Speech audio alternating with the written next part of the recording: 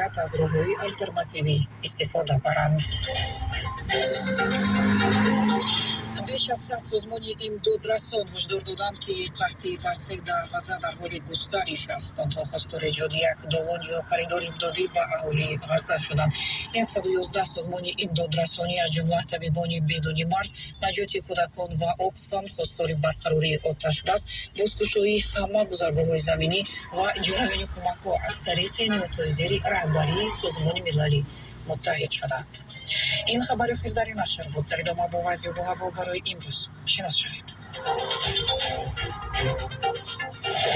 وضع آب و هوا در رادیوی امروز.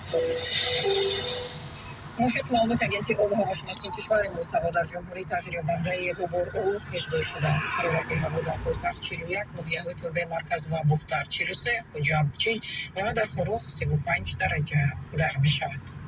سامیان عزیز، شما خبرهای این ساعت را از رادیوی امروز شنیدید و پس از چند لحظه همکارم صادق جان ظریفی شما را به شنیدن برنامه رادیو مارکت مستقیما دعوت می‌کنم. با رادیوی امروز بمانید.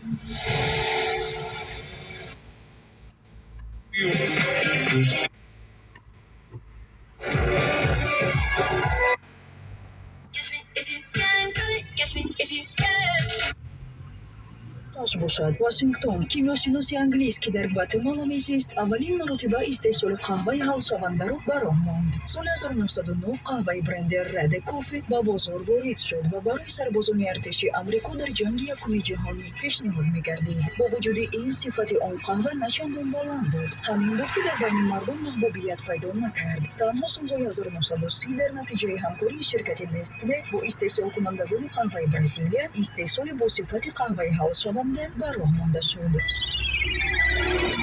امروز روز اول آشنایی با مهمانی کیهانی بوده است. 24 ایول سال 1790 در شهرک برباتن در جنوب و غرب فرانسه یک جرم کیهانی یعنی متئوریت به زمین افتاده است. این پدیده رسما ثبت شده با اکادمی علوم‌های فرانسه گزارش داده شد. با وجود این عالمان آن زمان به این حادثه شبهه کردند. تنها بعد باران سنگین در شهرک اگله در سال 1803 که باعث ریزش سنگ‌ها از آسمان گردید جشن گرفتن گیرد. ما که دوستداران قهوه هستیم، قهوه نوشی هستیم. قهوه دوست داشته داریم من این امریکانو. از تو چی؟ از من قهوه با شیر. قهوه با شیر باشد کپوچینو. امروز تو کپوچینو لباس پوشیده ای، من امریکانو. بهوده نیست. ببین اینقدر احساسات است، اینقدر مهر و محبت نسبت قهوه در حیات خود کی رو اینقدر دوست داشته بودیم.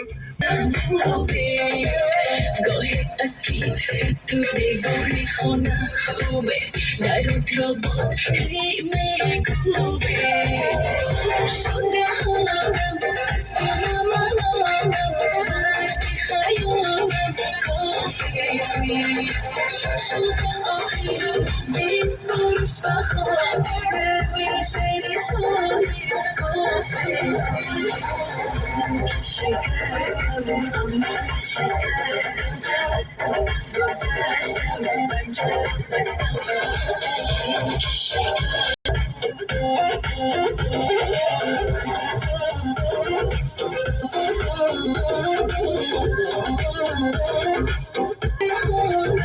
از کنم الان هرکی خیالم کافه توی شده آخیم بیز گروش بخواه بشیری شایی کافه توی شکرم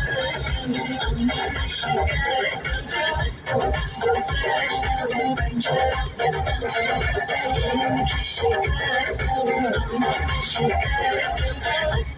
گذشتم بنجر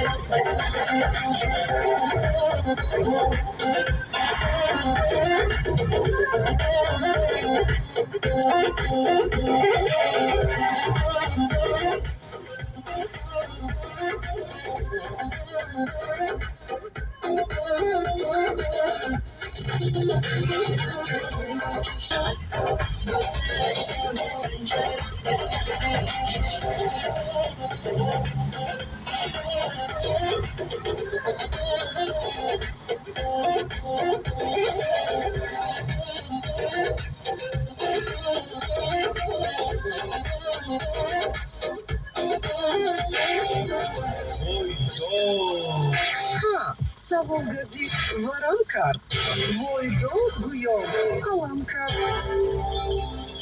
آدمان به خاطر قهوه شده ببین که پنجره ها رو میشکنند مثل هنرمند نشانه رستم بین ترانه خوب فورام به دل نزدیک همکنون ما داریم بخش وایداد در این بخش وایداد ما آگاه میکنیم 12 برج ستاره ها رو که امروز شمارش انتظار است همه از آبوی گازدار خودداری کنید امروز روز قهوه است قهوه نوشید امروز تاثیر غیردیرک‌های آبی گازناک به سلامتیتان میتواند تاثیر سخت برساند از معده‌تان صدای دایره شنیده میشود اکنون که درباره میهمانداری صحبت کردیم صبرها میگن که امروز به دیداربینی خویشاوندان روید که آنها از شما سخت پذیرا شدند و سخت رنجیدند که شما نمیروید و آنها را عیادت نمیکنید دائما بهانه میجویید که سرکار هستید وقت ندارید وقت شما همین روز است اگر نرفتید آنها خودشان به استراحامی دراز مدت مهمان خانواده شما میشوند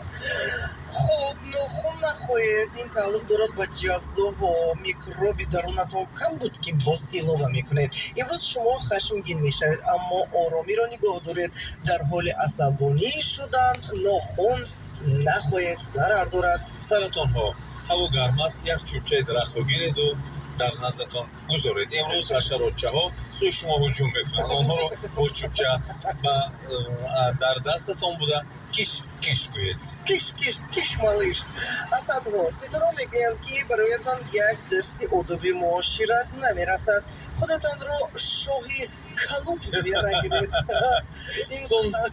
اینقدر فرمان ندهید دل آدمان را میتوانید که رنجونید بله دل را نرنجونید کوشش کنید با دل بسیار احتیاط کارانه باشید سنبوله ها شیشته بودم که تختقی دروازه شد شاید در یگان مهمان است یگان انسان خوب حتما نزد شما آمده است میزان ها جهان و ستاره ها طرفداری شما میشوند امروز همه کارهایتان پربرار به فرجام میرسند از فرصت استفاده برید اقرب ها اکنون در که تق تق شد چشمانتان رو سخت کشیدن که شاید و امروز توفه خوب میگیرید توفه میدونید چی است آن نفری که توفه رو به شما با یک جهان مهر میسپارد این چکچینی برق است اکنون پول برق را باید سپارید وقتش رسید وقت معین در خونه کسی نیست از گلازوک می‌نگرد در خانه یک لطیفه است و حتما این را نقل میکنه در این موضوع قفز سلمان خان پیر شد شما حالا هم جوان مویهایتان را